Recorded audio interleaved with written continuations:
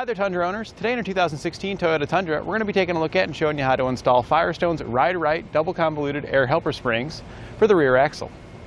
Here we've got our vehicle unloaded. We're going to take some measurements to get our ride height at both the front and back. We're going to be measuring from the ground to the top inside edge of our wheel well.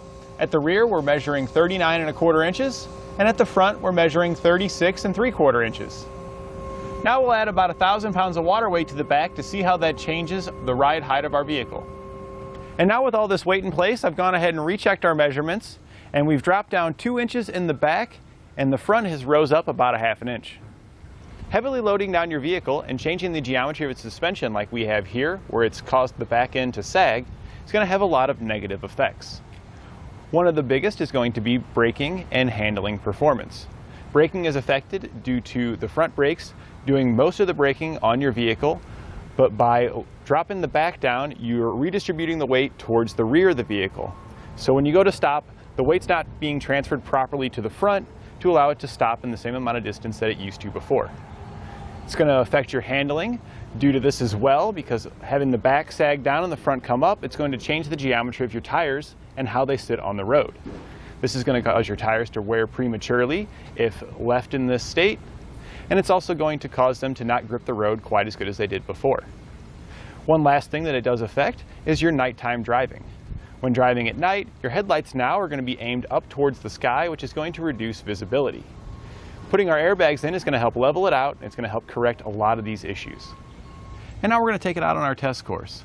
And here as we're going over the bumps, I can immediately feel I'm being tossed around in the cab as the weight in the back of the truck is oscillating up and down, making it more difficult for me to maintain control of the vehicle. Now that our airbags are installed, I've gone ahead and put the weight in the back of our truck. We're going to air them up now to level it back out to see if we can't match that factory ride height. And now with them installed and inflated, we've got that same weight in the back, and our ride height is within about 1/4 inch where it was from the factory. So now with our airbags installed, we've restored that lost braking and handling performance we had with our truck sitting sagged down in the back, and our headlights are now pointed straight down at the road where they were before. We can now enjoy hauling all of our heavy loads safely to wherever our destination is. And when hauling those heavy loads, it's also going to make the ride smoother for you and your passengers. We've now got our airbags installed, and we're going to head back into the test course. And I can feel a huge difference right out the gate. I'm not being thrown around nearly as much in the cab. The airbags has taken the weight that we've put in the back of our truck, and it's supporting it, keeping it from tossing the truck up and down in the back, making it much easier for me to maintain control. And this is what our airbags look like when they're installed.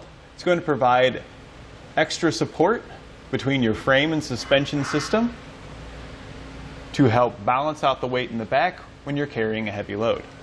Now you'll want to keep in mind that this doesn't add to the weight carrying capacity of your vehicle. It just assists in supporting that load. They can support loads up to 4,800 pounds. It offers this high load carrying capacity due to its double convoluted design. It features 4 layers of rubber with a braided girdle that gives it its double convoluted shape. This helps increase the burst pressure of our bag by distributing the air properly and increasing the strength of the sidewalls. It's connected to the upper and lower plates by a roll crimp design that also helps increase that seal and burst pressure.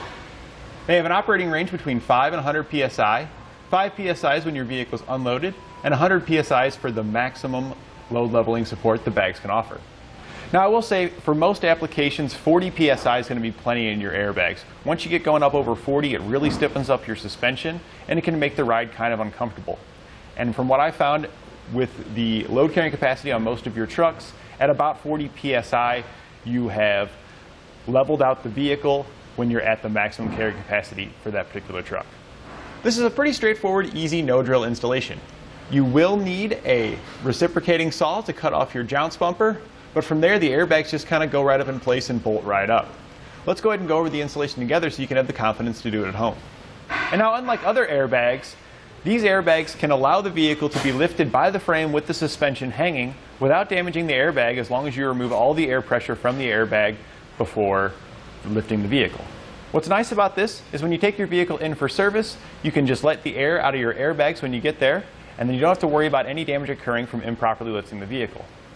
Some of the other airbags don't have this option, and The equipment they use at the shop may potentially damage the airbags when lifted improperly.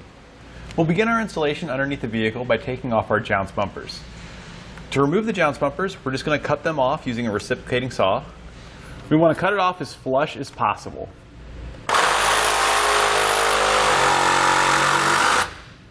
We'll now need to relocate this module here.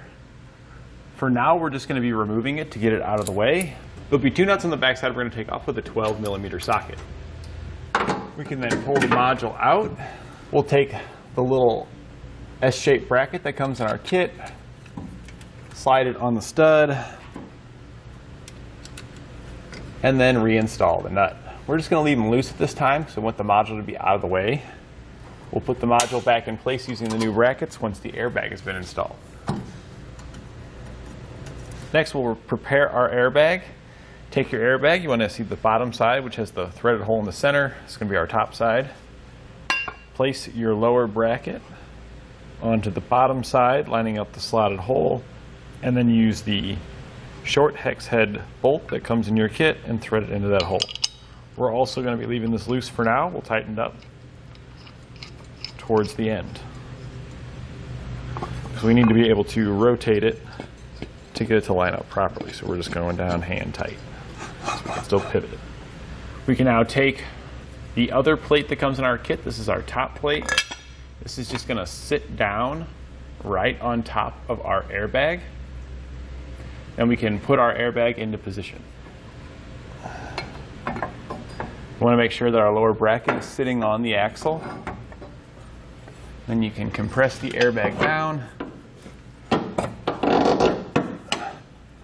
to squeeze it between the leaf springs and the frame. The threaded end coming out of your airbag is going to go into the hole in the bottom of your frame, and there are two rivets here in the bottom of your frame. Those are going to line up with the holes in our upper bracket. It's very important that this center hole here lines up with the peg on the top of your airbag as well. It'll lock in, preventing it from turning when it's in the right location.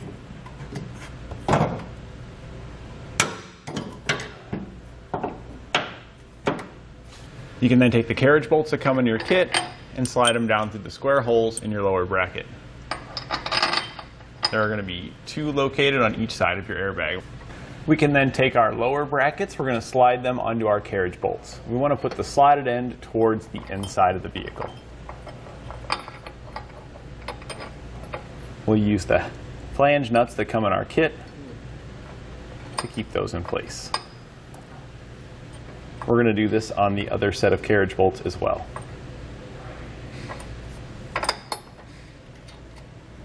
The threaded stud that came out of the top of our airbag, going through the frame, we'll place a flat washer on that, followed by the hex nut. This is going to be the large hex nut that comes in your kit. We can now go back and tighten down our hardware. The carriage bolts, we're going to tighten those nuts with a 15mm socket. You want to go back and forth to make sure you tighten them down evenly.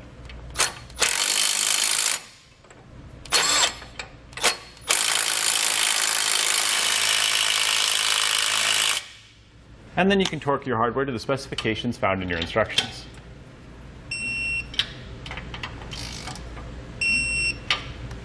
We'll use a 15/16 wrench to tighten down our top bolt. And then we'll tighten down our lower bolt below our airbag with a 15mm wrench. We can then install the quick connect air fitting into the top of our airbag. This is going to thread down the center of the large threaded stud that was poking through the frame. And you want to make sure you've got this tightened down until you've got at least a couple of threads that are covered with sealant down into that center of the stud. We'll now repeat this same process on the opposite side. You don't have to worry about the module located on top on your passenger side. We can then attach our air fill lines here at the back. We're using the zip ties and bracket that comes with our kit, just hooked it to our hitch with the zip ties. We then inserted both of the air fittings into the bracket there. There's just a washer on each side and then a nut that holds it in place. I've already routed the line for our passenger side. I'm going to route the line for the driver's side now and then show you how I routed that. When routing or hosing, you want to make sure you avoid any moving objects, such as your suspension components, and anything excessively hot, such as your exhaust. I always recommend following factory wiring whenever possible, because you know it's routed in a location that's not going to be caused any damage by any other components. So we just followed that factory wiring up, right up to where our spare tire is. Factory wiring does end there, but we just pop over the rail there, and then it plugs right into our airbag here. For these airline fittings, you just simply push your airline into it, and it locks into place automatically. I like to pull in and out a couple of times just to make sure that it's locked all the way in. And for our passenger side, we did a similar thing. We just followed factory wiring, because there is wiring already there right above our airbag. Followed it all the way back, past our tire. Once we got all the way to the back, we then followed the factory wiring across over to where our bracket is located. In order for these to work properly in the Quick Connect air fittings, you do need to have a square cut. So it needs to be nice and flat. Using a pair of side cutters will often not cut it flush, so you'll want to use a set of hose cutters like this here. If you need hose cutters, we do have a smaller set of hose cutters available here at eTrailer.com. When you cut it, again, you want to make sure it's very square, and the razor blade gives it a nice, clean cut. Now we're going to reinstall our module. You can see here the holes where our studs used to poke through. We're going to take the new hardware that comes in our kit. We're going to place the bolt through. We want to put a flat washer on it first. And this is going to poke through our hole. And before I do that, I am going to snug these up just a little bit. We do need to leave them a little bit loose so we can angle them the appropriate way.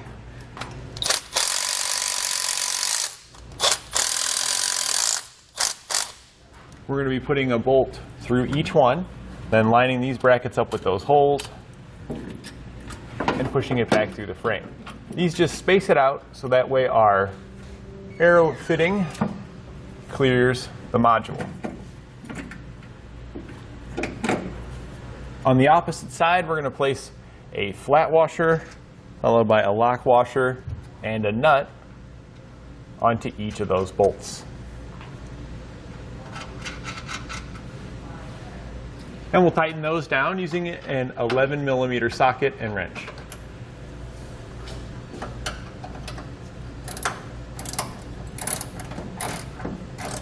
We can now air up our airbags and inspect for any leaks.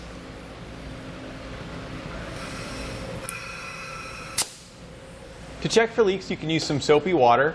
You'll want to spray all of your fittings and connection points, and you want to look for the presence of bubbles.